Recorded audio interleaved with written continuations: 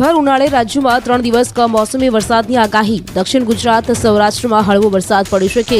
કેટલાક વિસ્તારમાં હીટવેવની પણ આગાહી. હવામાન વિભાગે આગાહી કરી. સાયક્લોનિક સર્ક્યુલેશનના કારણે રાજ્યમાં વરસાદની શક્યતા.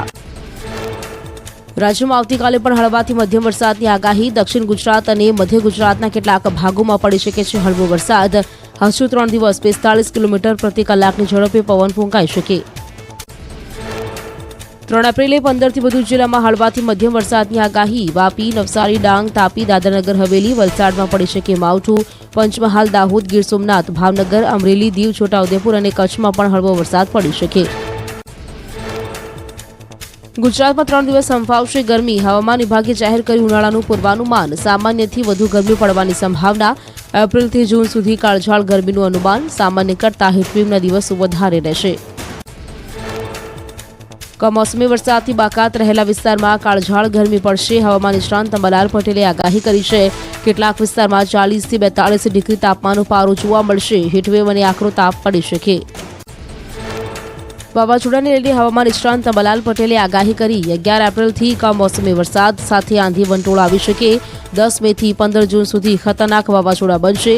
અરબી સમુદ્રમાં પણ વાવાઝોડું બનશે. વડોદરાના ડભોઈ પંથકમાં બપોર બાદ વાતાવરણમાં પલટો. વાદળછાયું વાતાવરણ થતાં ગરમીના પ્રમાણમાં આંશિક ઘટાડો. લોકોને ઠંડા પવન અને બફારાનો અનુભવ. ડાંગમાં પાણીને લઈને લોકોએ કર્યો માટલાફોડ વિરોધ. ઉનાળાના પ્રારંભે જ પાણીની પારાયણ શરૂ થતાં પુરવઠા કચેરીને ગજવી. માટલા સાથે નારેબાજી અને વિરોધ પ્રદર્શન કરી કલેક્ટર કચેરીએ આપ્યું આવેદનપત્ર.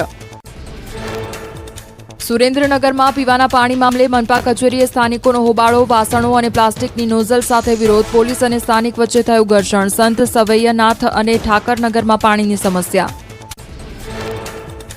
દ્વારકા ઘુગડી બ્રાહ્મણ જ્ઞાતિ 505 સમસ્ત પંડાનો વિરોધ. કાળી પટ્ટી બાંધી સ્વામિનારાયણ સંપ્રદાયના સાધુઓ સામે નોંધાવ્યો વિરોધ. સ્વામિનારાયણ સંત દ્વારકા આવી ભગવાન દ્વારકાધીશ સામે નાક રગડી માફી માંગે તેવી માંગ. દ્વારકા ઘુગડી બ્રાહ્મણ જ્ઞાતિ 505 સમસ્ત દ્વારા મહાસભાનું આયોજન. સ્વામિનારાયણ સંપ્રદાયના સાધુ દ્વારા સનાતન ધર્મના દેવી દેવતા વિશે અભદ્ર ટિપ્પણી બાબતે મહાસભા યોજાઈ. બ્રહ્મપુરીથી રેલી નીકળી ભગવાન દ્વારકાધીશ મંદિરે પહોંચી. બફાટ કરનાર સ્વામી સામે પગલાં લેવા માંગ. સુરતમાં સ્વામિનારાયણના લંપટ સાધુના ઘનશ્યામ કંડારીનો વિરોધ. સ્વામિનારાયણ સંપ્રદાયના અનુયાયીઓએ વિરોધ નોંધાવ્યો. મોટી સંખ્યામાં લોકોએ કલેક્ટર કચેરીએ પહોંચી સાધુના વિરોધમાં કલેક્ટરને આવેદનપત્ર આપ્યું.